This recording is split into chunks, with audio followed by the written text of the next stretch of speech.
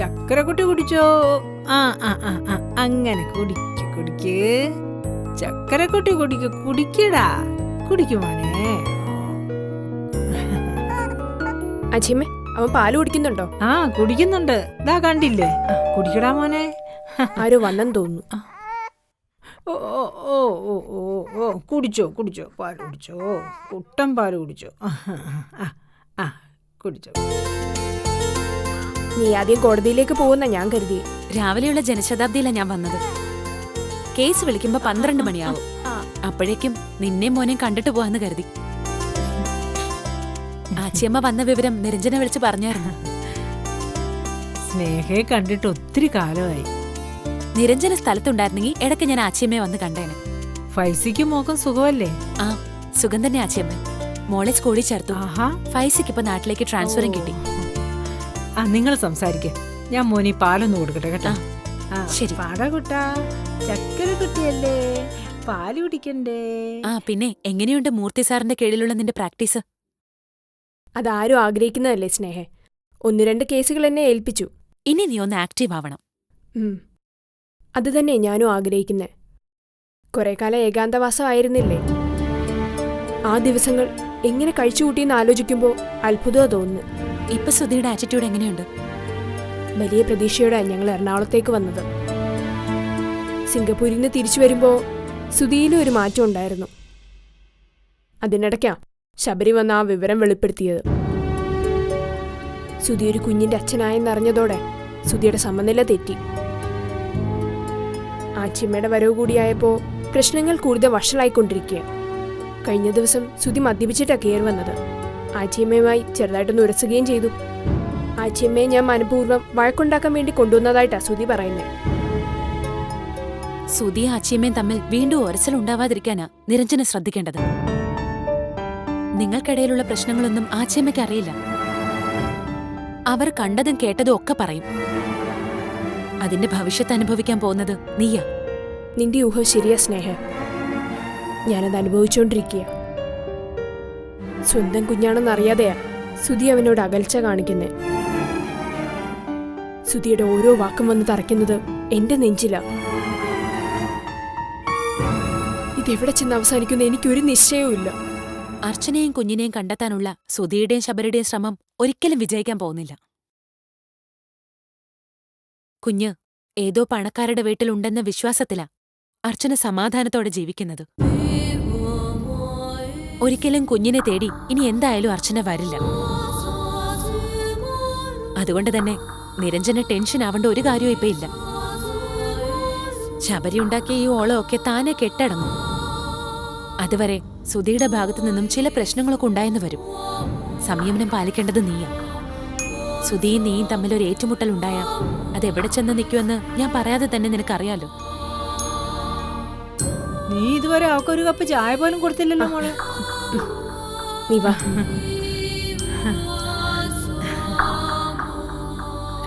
കുടിക്കടാ മോനെ, അങ്ങോട്ട് ഇങ്ങനെ കുടിക്കുക. കുട്ടൻ കുടിച്ചോ. നമുക്ക് ഉറങ്ങണ്ടേ, കുടിച്ചോ.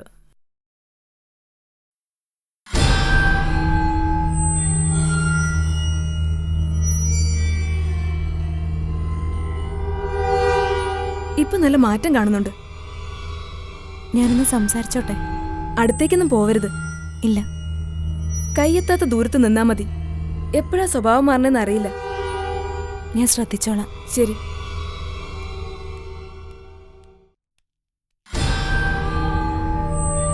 കാർത്തു ചേച്ചി,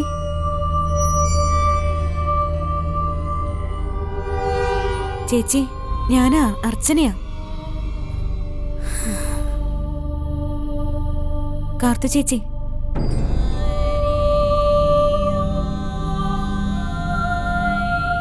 ഒന്ന് എഴുന്നേറ്റ് വാ കാർത്തു ചേച്ചി.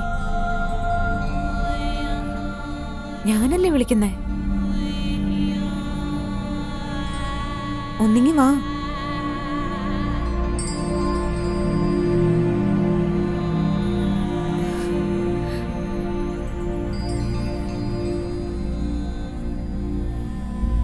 ചേച്ചി ഞാനാ അർച്ചന. എന്നെ ഓർക്കുന്നില്ലേ ചേച്ചി?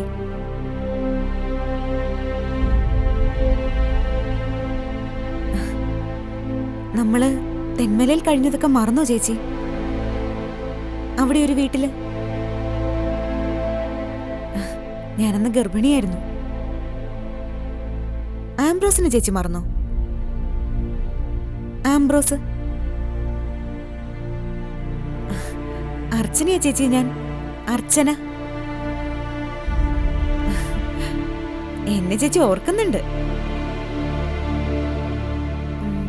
ചിറ്റപ്പനെ ചേച്ചി ഓർക്കുന്നില്ലേ? Rajappan, lorry driver Rajappan. ചിറ്റപ്പനാ എന്നെ ചേച്ചിയുടെ വീട്ടിലെത്തിച്ചത്.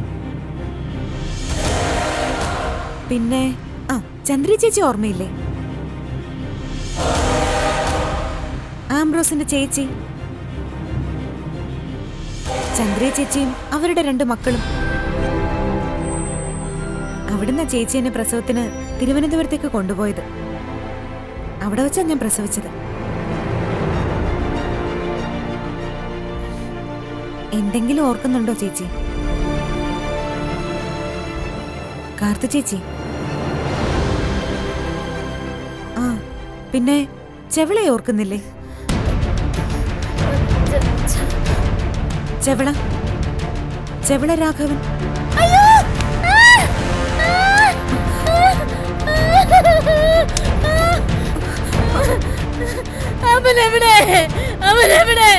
ചേച്ചി, ചേച്ചി, എന്താ എന്താ പ്രശ്നം? ഒന്നുമില്ല. നിങ്ങൾ ഉപദ്രവിച്ചോ? ഇല്ലില്ല. വായടിക്കടി. നിങ്ങൾ വന്നേ.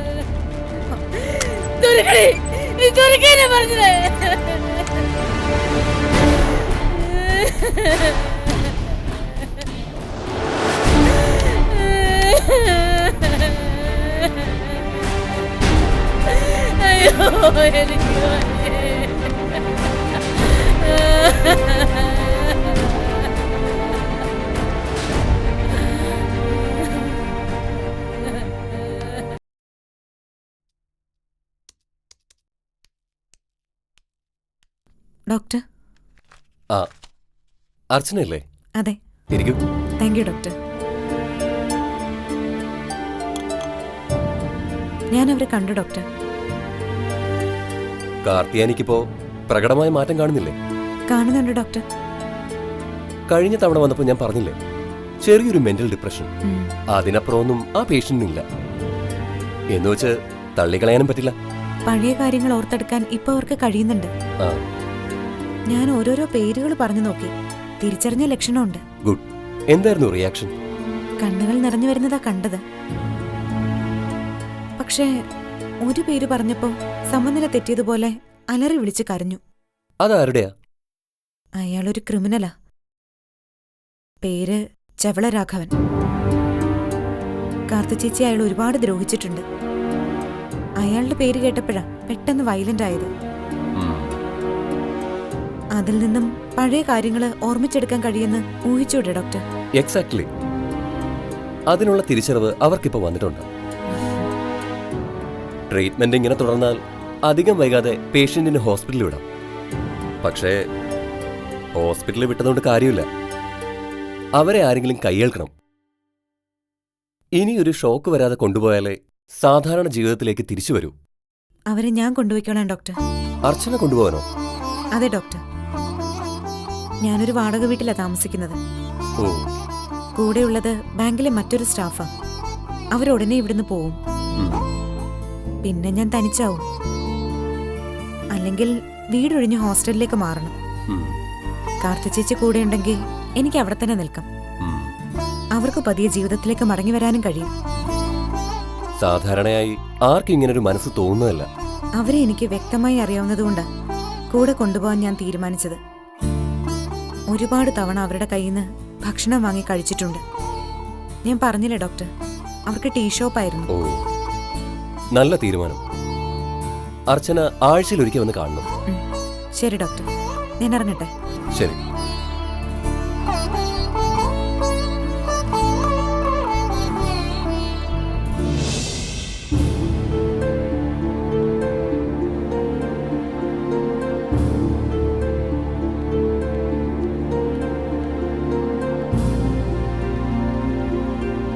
അവർക്കിപ്പോൾ എങ്ങനെയുണ്ട് ചേച്ചി? കാർത്തുവച്ചിക്ക് ഇപ്പം നല്ല മാറ്റമുണ്ട് വിഷ്ണു. മാറ്റമെന്നൊക്കെ തോന്നും, പക്ഷേ ഈ ഭ്രാന്തൊന്നും അത്ര എളുപ്പം ചികിത്സിച്ച് മാറ്റാൻ കഴിയുന്ന ഒന്നല്ല. വിഷ്ണുവിന്റെ ഈ മനോഭാവം തന്നെയാ കൂടുതൽ പേർക്കും ഉള്ളത്. ഇതിനെ എങ്ങനെ ഭ്രാന്തായിട്ടൊന്നും കാണാൻ പറ്റില്ല. കാർത്തുവച്ചിക്ക് സംഭവിച്ചത് ഒരു മാനസികാസ്വാസ്ഥ്യമാണ്. അതിൽ നിന്ന് ഇപ്പൊ അവർ ഏറെക്കുറെ മോചനം നേടിയിട്ടുണ്ട്. എന്തു തന്നെയായാലും അവരെനിക്കിനി കൈവിട്ട് കളയാൻ കഴിയില്ല വിഷ്ണു. അതിനും മാത്രം ബന്ധമൊന്നും അർച്ചനേച്ചിക്ക് അവരോടില്ലല്ലോ. എന്റെ ജീവിതത്തിന്റെ ഒരു ഭാഗമാണ് കാർത്തുവച്ചി. വിഷ്ണുവിനോട് ഒരിക്കൽ ഞാനതെല്ലാം പറയാം. അന്ന് കാർത്തുവച്ചി ഞാനും തമ്മിലുള്ള ബന്ധം എന്താണെന്ന് വിഷ്ണുവിന് മനസ്സിലാവും. ആ പിന്നെ ഞാൻ പറഞ്ഞ കാര്യം വിഷ്ണു അമ്മയോട് സംസാരിച്ചോ? ആ, സംസാരിച്ചു. അമ്മയ്ക്ക് വലിയ താല്പര്യമുണ്ട്. അമ്മ പറഞ്ഞത് എത്രയും പെട്ടെന്ന് അർച്ചനേച്ചിയുടെ അനിയത്തിയെ പോയി കാണാനാ. വിഷ്ണുവിന് എപ്പോ വേണമെങ്കിലും വീട്ടിൽ പോയി അവളെ കാണാം. ഞാൻ വീട്ടിൽ പറഞ്ഞിട്ടുണ്ട്. എന്നാ നാളെ പോയാലോ? നാളെ കുറച്ച് തിരക്കൊഴിഞ്ഞ ദിവസമാണ്. എന്നാ വിഷ്ണു നാളെ തന്നെ ചെന്നോളൂ. ഞാൻ ചിറ്റപ്പനെ വിളിച്ചു പറയാം. എന്നാ ചേച്ചി കയറിക്കോ.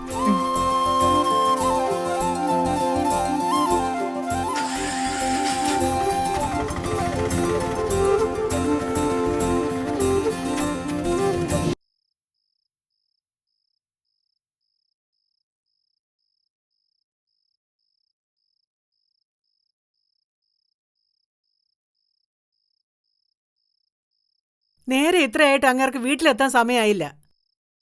ഒരത്യാവശ്യം വന്ന ആ മനുഷ്യൻ വീട്ടിൽ കാണില്ല. അവരെത്ര പേരാ വരുന്നത്? അച്ചുവേച്ചി അതേപ്പറ്റി വല്ലതും പറഞ്ഞു?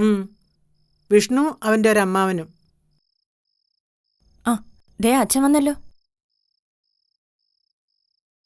നിങ്ങൾ എന്താ എത്ര വൈകിയേ? ഓ, നീ കിടന്ന് തുള്ളണ്ട. ഞാൻ ഒരു തുള്ളി പോലും കഴിച്ചിട്ടില്ല. അതിന് കൈ കാശ് വേണ്ടേ? ആ, അർച്ചന കുറച്ചു മുമ്പ് വിളിച്ചിരുന്നു. എന്താടി വിശേഷിച്ച്? നാളെ വിഷ്ണുവും അവന്റെ ഒരു അമ്മാവനും കൂടി ഇവളെ കാണാൻ വരുന്നുണ്ടെന്ന്. അത് പിന്നെ എടുപിടി നായി പോലെടി. ഒരു കല്യാണത്തിന് കുറച്ച് സാവകാശം വേണ്ടേ? ആ, അത് വിഷ്ണു തന്നെ എടുത്ത തീരുമാനമാ. അവന്റെ അമ്മയുടെ ആരോഗ്യസ്ഥിതി വളരെ മോശമാണെന്ന് അർച്ചന പറഞ്ഞത്. അങ്ങനെയാണെങ്കിൽ കല്യാണം ഉടനെ നടത്തേണ്ടി വരുമല്ലോ. കല്യാണം ഉടനെ വേണമെന്ന് അച്ഛ അവരും പറയുന്നത്. അതെ, അവര് രണ്ടുപേര് മാത്രം വന്നാലും നമ്മുടെ ഭാഗത്തൊന്നും ആൾക്കാരൊക്കെ വേണ്ടേ? ആ, എന്നാ പിന്നെ ആ ആശാനെയും ബാജറയും അശോകനും കൂടി രാവിലെ കൂടി വരാൻ പറയാം. നിങ്ങൾ രാവിലെ ചെന്ന് കുറച്ച് ബേക്കറി സാധനങ്ങളും പഴമൊക്കെ വാങ്ങിച്ചോണ്ട് വാ. എന്തായാലും അവരിങ്ങ് എത്തുമ്പോൾ 10 മണിയാവും. റാന്നിയിൽ നിന്ന് ഇങ്ങ് പോരണ്ടേ? ആരെങ്കിലും വഴി കാണിക്കാൻ നിർത്താം.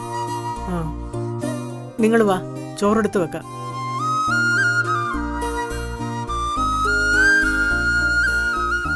കല്യാണം എന്തായാലും ഉടനെ നടക്കും. നീ കൂടെ പോയാ ഞാൻ പിന്നെ ഇവിടെ തനിച്ചായി പോവും.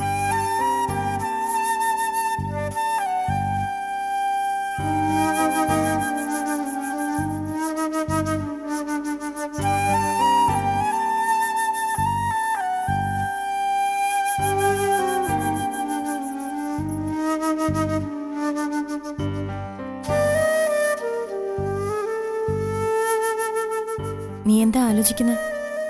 മുമ്പ് അച്ചുവേച്ചിയെ കാണാൻ അച്ഛൻ ചെവളെ കൊണ്ടുവന്നതാ ഞാൻ ഓർത്തുപോയത്. ഈ വീട്ടിലെ ആദ്യത്തെ പെണ്ണ് കാണൽ അതായിരുന്നു. അതിന് അച്ഛൻ പിന്നീട് വലിയ വില കൊടുക്കേണ്ടി വന്നു. ഇപ്പൊ അച്ചുവേച്ചി തന്നെ ഒരാളെ കൊണ്ടുവരാൻ പോന്നു. നിന്റെ കല്യാണം ഉറപ്പിച്ചെന്ന മട്ടില അച്ചുവേച്ചി സംസാരിച്ചത്. നീ പറഞ്ഞത് എന്റെ മനസ്സിൽ. സജി വിചാരിച്ച എന്തെങ്കിലുമൊക്കെ ചെയ്യാനാവും. സത്യം പറഞ്ഞ പേടിയാ എനിക്ക്. ഇവിടെ വന്ന് അമ്മയെ പേടിപ്പിച്ച് അവൻ ഫോൺ വാങ്ങിക്കൊണ്ട് പോയി. അതിലെ വീഡിയോ തിരിച്ചെടുക്കാൻ കഴിയുമെന്ന് അവൻ പറഞ്ഞത്. സജിക്ക് കുറ്റബോധം തോന്നി നല്ലവനായെന്ന മട്ടില ഇവിടൊക്കെ എല്ലാരും പറയുന്നത്. പക്ഷെ എനിക്കിത് കേട്ടപ്പോഴേ വിശ്വസിക്കാനായില്ല. അവന്റെ മുഖത്ത് തന്നെ ഒരു കള്ള ലക്ഷണമുണ്ട്. കേസിന്ന് തടിയൂരാൻ അവൻ കാണിച്ച അടവാ അതൊക്കെ.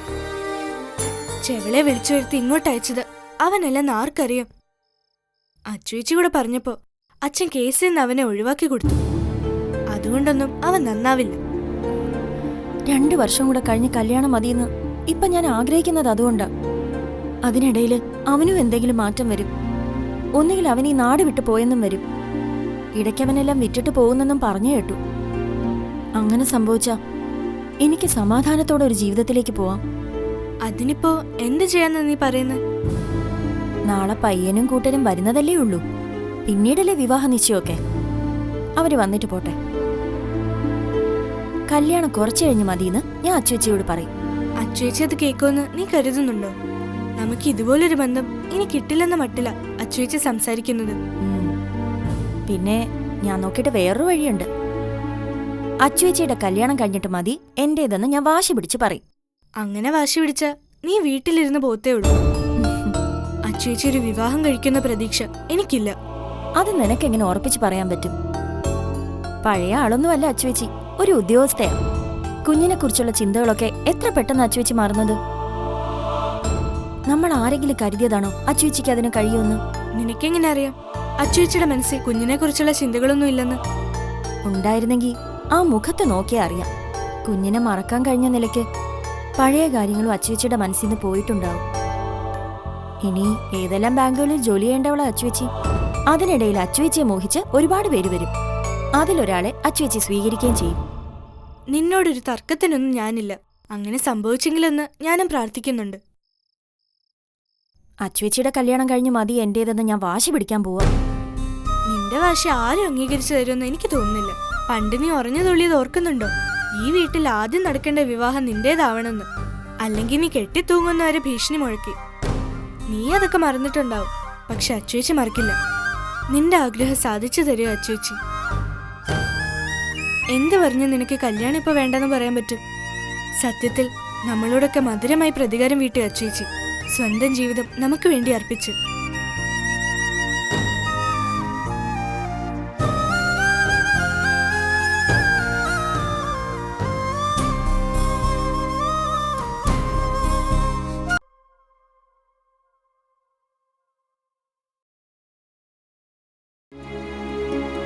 നിന്നെ വീണ്ടും ഒന്ന് കാണാൻ കഴിഞ്ഞല്ലോ, അത് നിന്റെ ഭാഗ്യം.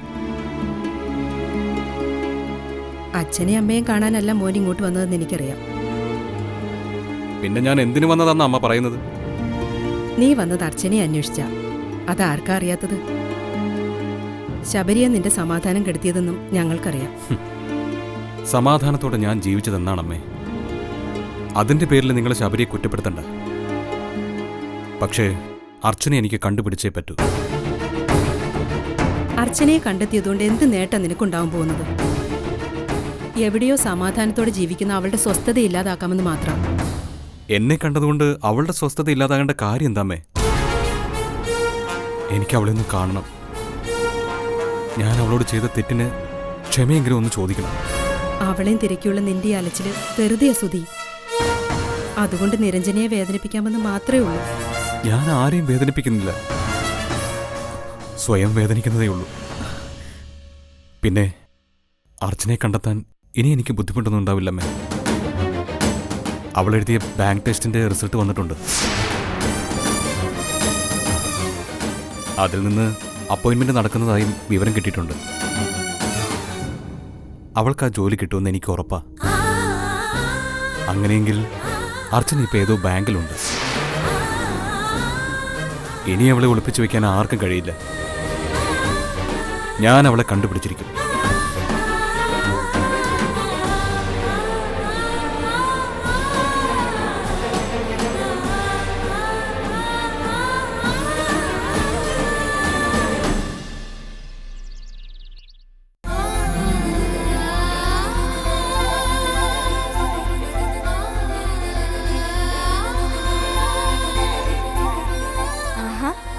എന്നെ സാരി ചുറ്റി കാണാൻ എന്താ ഭംഗി.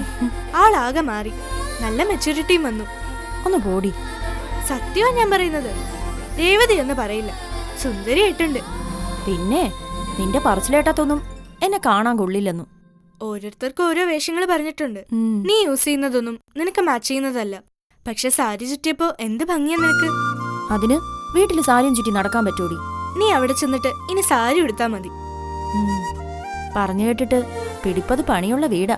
സാരിയും ചുറ്റി അണിഞ്ഞൊരുങ്ങി ഇരിക്കാനല്ലേ പോകുന്നേ. കല്യാണം ഇപ്പൊ വേണ്ടെന്ന് പറഞ്ഞിട്ട് നേരം പുലർന്നപ്പോ മനസ്സ് മാറിയോ? ഞാൻ എതിർത്താലും എന്റെ വാക്ക് കേൾക്കാൻ ആരും ഉണ്ടാവില്ല. നീ പോലും എന്നെ സപ്പോർട്ട് ചെയ്യില്ല. നീ പേടിക്കണ്ട, സജിക്ക് അതിനുള്ള ധൈര്യമൊന്നും കാണില്ല. എന്ത് വന്നാലും നേരിടുക. പേടിച്ചിരുന്ന ഒന്നിനും ധൈര്യം വരില്ല.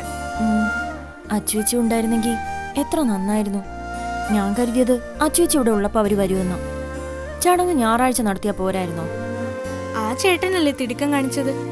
ഇവിടൊക്കെ വന്നു കണ്ട് ഇഷ്ടപ്പെട്ടാ മതിയായിരുന്നു. വലിയ പ്രതീക്ഷയിൽ അച്ചുവേച്ചി. ഇഷ്ടപ്പെടാതെ പോണേന്നാ ഞാൻ പ്രാർത്ഥിക്കുന്നത്. അവര് വന്നല്ലോ. എനിക്ക് ടെൻഷൻ ആവുന്നടി. നിനക്ക് ടെൻഷനോ? ഞാൻ പോയി നോക്കിയിട്ട് വരാം.